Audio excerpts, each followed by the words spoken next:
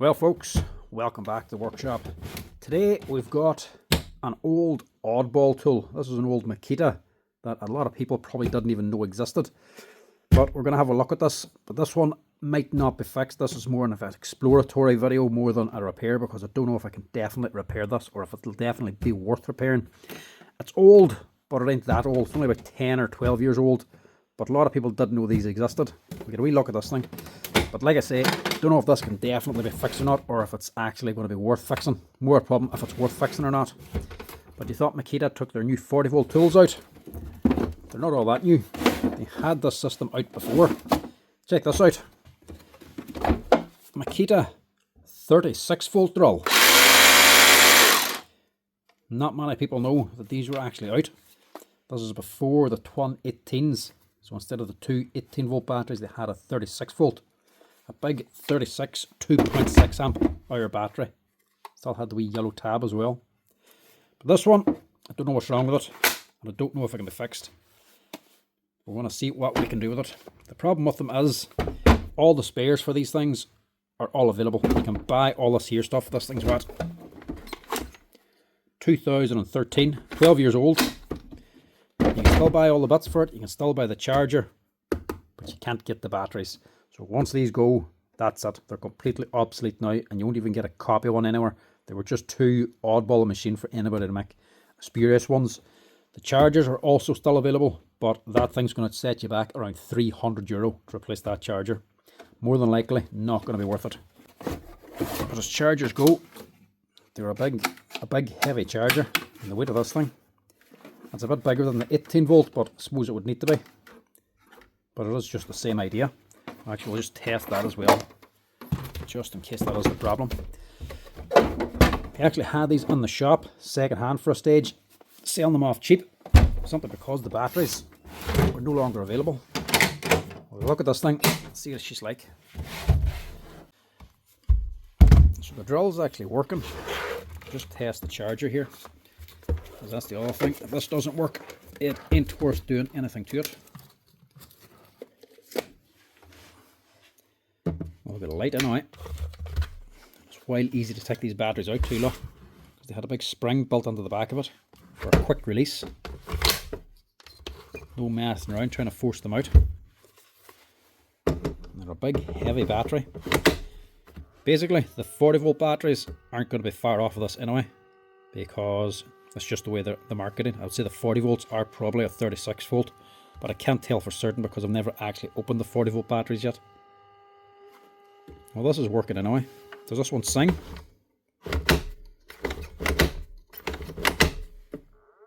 Nah, no music in these ones. Seems to be working. She's starting to charge anyway, that's the main thing. We'll test it fully in a little while. First need to figure out why it's actually been left on. And as well, Makita still had really good bodies, even back when this was released. The big string for pushing it out, but the body's reinforced with steel plates. Not many brands do that, especially the big ones. We metal plates so that the battery doesn't wear in to the plastic body, because these are an SDS drill. These will be rattling around. You know, if he's having any Milwaukee tools, after 6 months or a year, all the batteries will just be hanging out of it and losing contact because all the plastic just wears away. Not the Makitas. They put on these wee steel plates so they don't wear. Even back here, the little latch goes onto the body. They have a steel bar here so it doesn't wear. And this one, the retainer's a wee bit different. Same sort of shape as the 18 volt, but a wee bit different just. Still has the 3 pins. It actually says 36 volt on it, and it has a wee housing here, look, for the little yellow tab. I wonder how different the board is inside of this thing. I wonder if it's even... Nah, well, so it can't be an 18 volt. This is just wired differently. Right, we'll test this thing. She's actually running and she's spinning, that's the main thing. Would it be blocky? No. I'm thinking maybe we're lucky and it's just a tool holder problem. That's holding.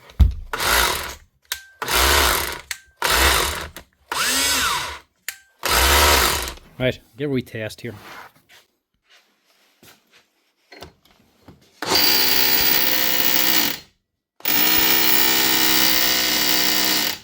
Actually, I don't know what it's left on for.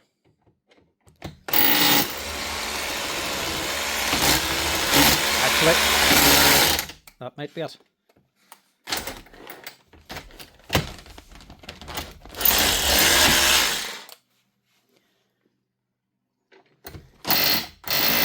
Yeah, there we go, look. She's slipping.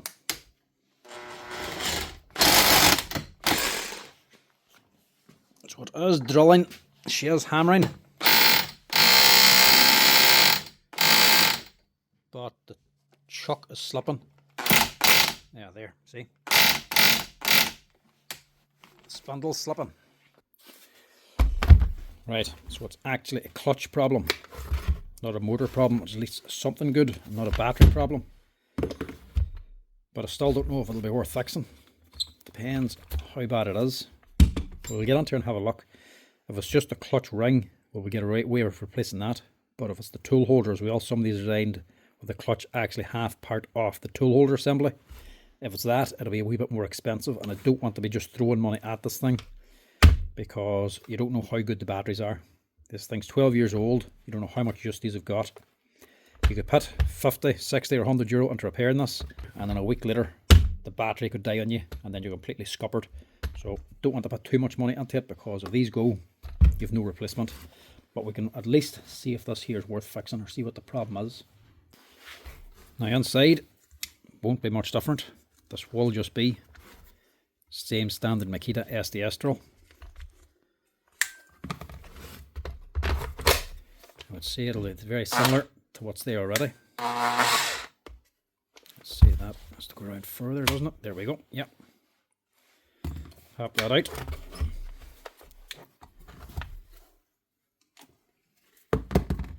Never actually been on one of these before, but I'd say it's all just the same sort of setup. They're not going to pick out a completely different machine just for one different battery. But it's funny, they obviously experimented with this before with the bigger battery for more power. So went with this first, and then they went to the twin 18 volt. So this is the exact same machine as the 36 volt twin 18. It's just two 18 volt batteries slide on here. They just changed the body. I'd nearly say everything in this here is the exact same, just apart from the body and the two battery tuners. It's even the controllers probably this, or the switch and all is probably the same in this too. But it's funny, they went for that there. They went to the 2010 and then went on then to the 40 volt. You can see how they evolved. Probably went more toward the 40 volt for the even bigger machines where they can put on two 40 volt batteries. It'd be a bit silly if they had 2 or 4 18 volt batteries in a machine. But these are a good idea. I don't really think the 40 volt batteries are all that great. If you're going into a whole different range, I always still like the 36 volt machines from Makita. You can still get them as well, so you can stay on the one battery platform. That always made a lot more sense to me. So instead of needing a bigger tool, I'm going to a different battery platform. Even if it's still Makita, you're still going to a 40 volt battery. You could still buy the Makita tools, but with two twin 18 volt batteries. So you just stay in the same battery platform, but you're able to get bigger, more powerful machines. That just made more sense to me. This thing's clearly been getting plenty of work.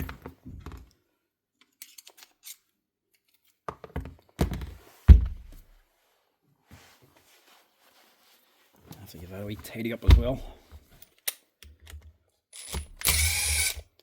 So it should be nice and easy to get into.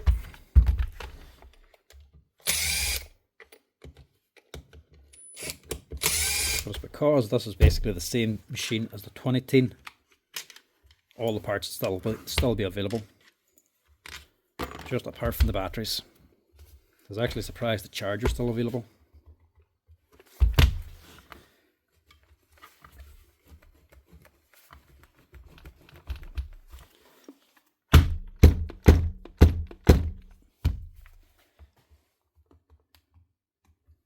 That should just pull out.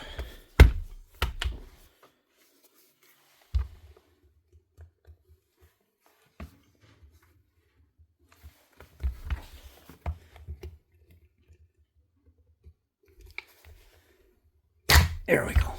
That was tight.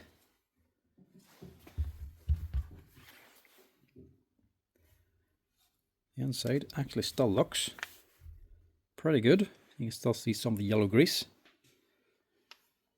She's been worked, but she hasn't been worked to death. Nice and easy to take off the tool holder as well. So you can do the new O-ring though. That one's a bit slack. This is not dry at least. But she's been worked. Bit of a shoulder on it. Stick a new O-ring in that there. The Makita's never really had as big a problem with the grease drying up and destroying the pistons. Right, this is our problem, this gear here. Clean this down first and see what she's looking like. So we're not looking too bad. Tool holder's in good enough shape. The keyways are still in the centre as well. It's in good enough nick, otherwise there's no broken teeth. It's just this clutch ring is slipping. It's like I was saying, it's in two pieces. Clutch plate and then going on to the tool holder. Some of them you get the clutch as in two pieces and fits on the 4 wee steel balls on the tool holder, which is a lot cheaper to replace. These ones not so much. If this ring is worn out, we'll just replace that to get it running again, but I'm not going to the bother of replacing the whole tool holder, because that's what this bottom ring is. That's the bottom half of the clutch mechanism. That's part of this here whole spindle, and that's probably costing 50 or 60 euro for the whole tool holder. This gear is probably costing me 10 or 15 euro, and I don't want to put that kind of money into this, because this boy, by the looks of it, bought it from an auction job. So I'd say this is just bought out of a machine auction place, because it has auction numbers on it, and it's done a lot of work, so I don't really want to put a lot of anything else into it. On the box as well has some hire company written on it, so it's probably come from a used machine from a hire company. Somebody else has bought it and then stuck it onto a machine auction job because of this here problem, and now he's bought it. So it must have done quite a bit of work. These were a popular machine for hire shops. If they were leading SDS drills, cordless ones, it was either these or the 36-volt Bosch machines. So you would see a lot of these from hire shops. But this, I'm not putting that kind of money into it. It's going to be too expensive and too risky. I wouldn't say this boy's even paid €100 for this machine, so I don't want to charge him €100 to fix it. So we'll chance this gear. We'll take this off, see where the wear is. If this is worn, I'm going to forget about it. If this is just worn, I will just replace this. It's if I have it in stock, mind you. So to get this off, you have to compress this spring and undo this clip. You can pop it off on your own, but generally this is going to fly off on you.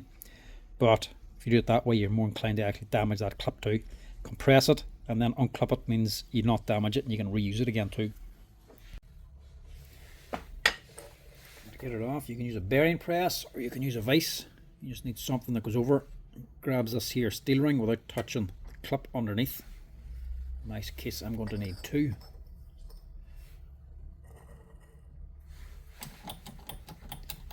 You just need to compress the spring a little bit.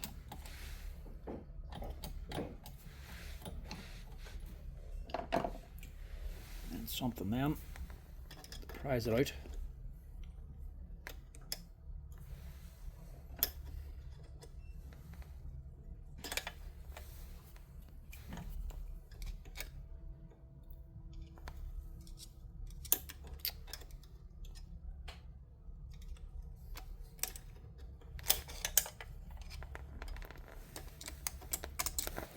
Screwdriver, clips or something, just to lift this up. There we go.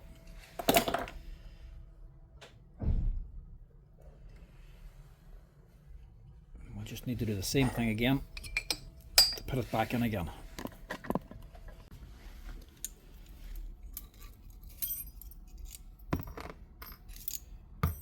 Pop them off. Pull off your clutch.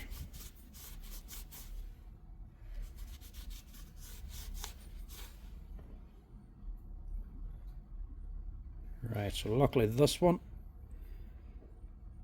isn't too badly damaged. It's a wee bit worn here on this side, the drive side, but I've seen them a lot worse. Has worn, but I don't think that's worn out. Yeah, this one's a lot worse. So it's a sharp, or not a sharp, shallow round now on one edge. So we'll get away with replacing this actually. Let's see what I have here. I don't think I have that exact number.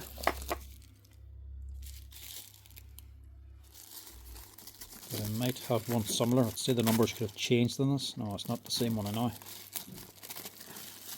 See, that's the way some of the other ones come. They have a second clutch gear on the bottom, and it's held on by these 4 little pins that drop onto the tool holder as well. so they hold this in place. But this one just comes as one piece.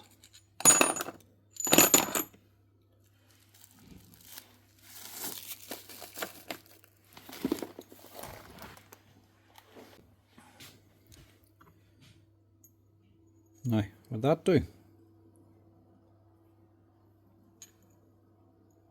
No, it won't. Not the same. This one's looking a bit better. It's got the same shoulder on it, same size, same gears. But this also shows you how old this thing is, which is also a bit rusted. Don't know where this one has been lying. Not doing any real harm.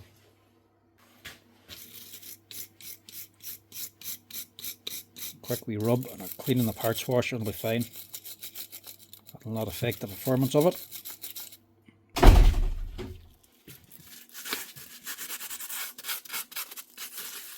And the reason we need to clean it is just to make sure the bits of rust don't come off and contaminate the grease. But even this wee bit of rust wouldn't do much harm.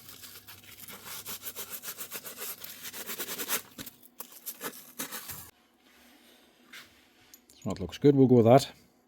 You can see this one, how much of an angle has been put onto it. These ones are still nice and sharp. If it's not sharp, it just slips, just basically making a slope. Oh, look at that, it's not the same after all. Different center. God, there ain't much in that, is there?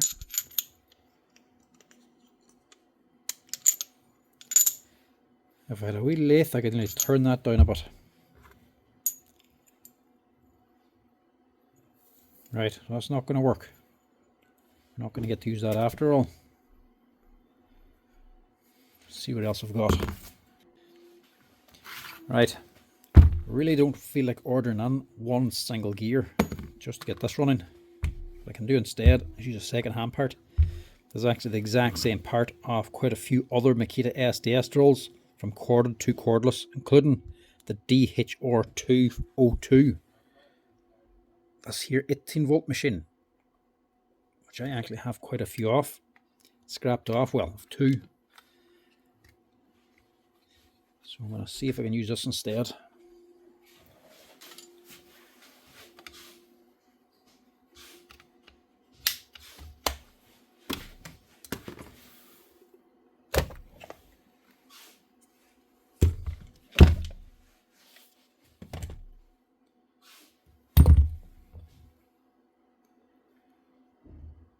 I wonder if I could just swap that whole tool holder.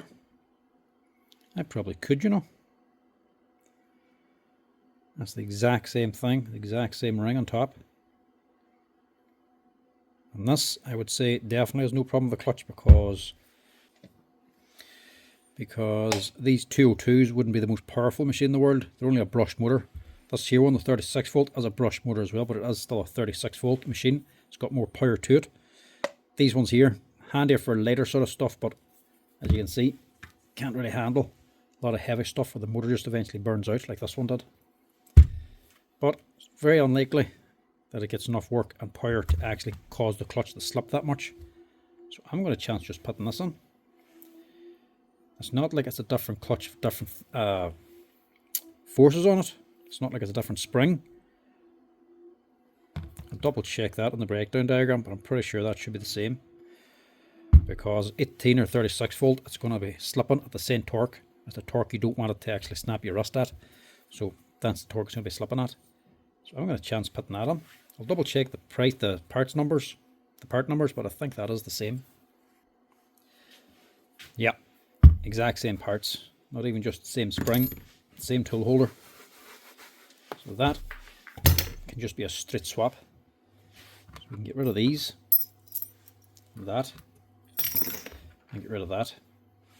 Take it, this is still working as well on it. The impact bolt, yeah, working grand. End of this tool holder is a little bit rusted too, so this one's actually in a wee bit better shape. Yeah, an impact bolt's fine.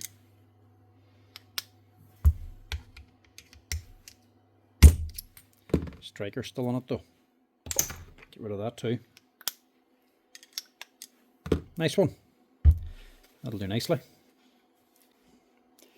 And I shouldn't even have to clean that down because it actually just came out of the whole gearbox head. So it was still sealed up on the gearbox, so it should be nice and clean. Shouldn't be contaminated at all. Yeah, I'll give the tool holder a quick wee wipe down. Clean the head of it down, leave the rest, and get an O-ring as well for the sear striker.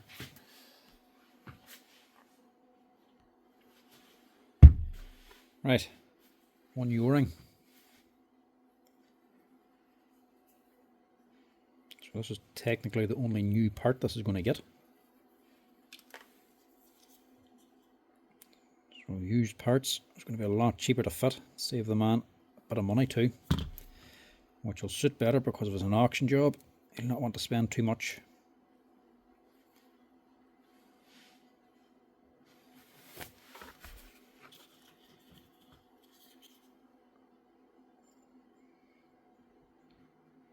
There'll be O-ring or a washer down here as well. It goes over the tool holder. That should slide back in. Tool holder not go on unless it's on properly anyway.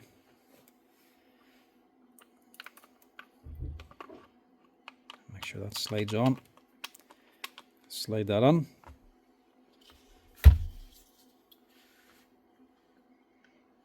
Get a bit of extra grease on it.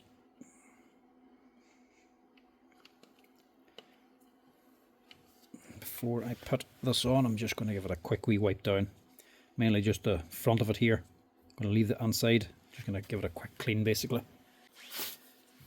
Now, that's a wee bit tidier. Doesn't do the inside, just the outside basically.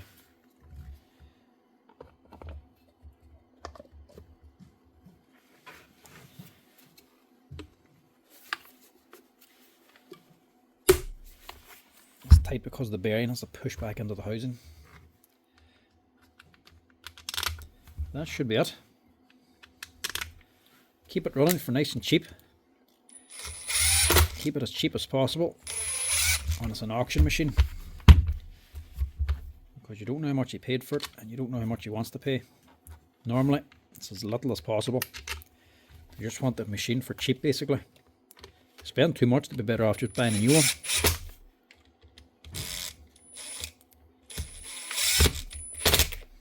And with auctions like this here, I always get the same story. Whenever people, where did my lever go? People always say the same thing whenever they get bad news about these types of repairs. They always just say, there's no odds, I'll just put it back into the auction again. So these things just keep going round and round and round in circles. So you never want to put too much money into them. They don't mind. No, it's not right. They don't mind making a loss because they can change it. They can put it back into the auction again. But they don't want to be getting a big repair bill, because then otherwise it's just been more worthwhile to replace the whole machine.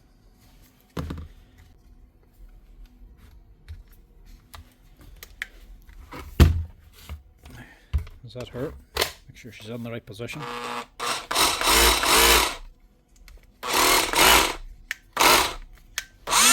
Yeah. Now you rebuild the chuck. Just use the cheap grease for the tool holder. Nothing fancy.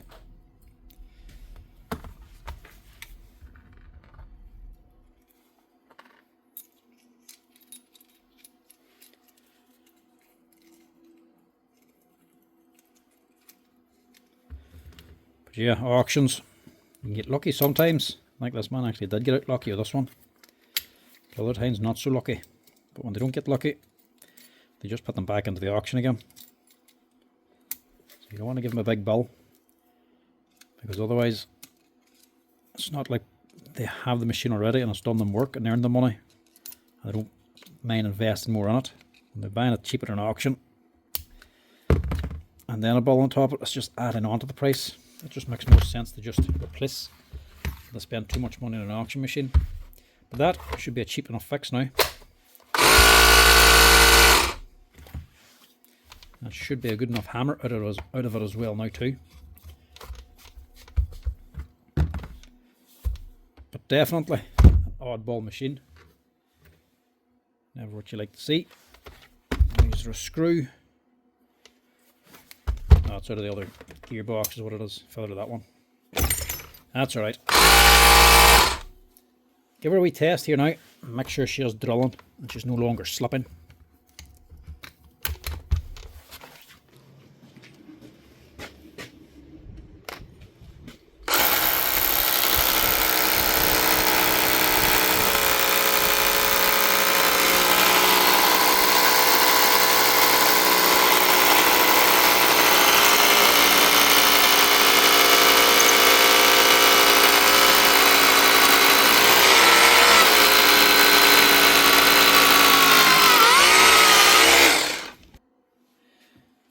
Yep, I think that's done the trick nicely.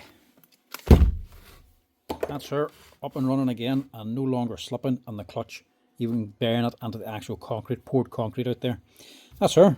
That's a Makita 36 volt single battery SDS drill, the BHR262, up and running again with parts from a newer DHP202. Smaller 18 volt drill fixes the bigger 36 volt Makita drill. Anyway folks, that's her. Just thought I'd show you that one because it's just a bit of an oddball tool. There's not many people out there that probably ever seen these things or knew they actually had them.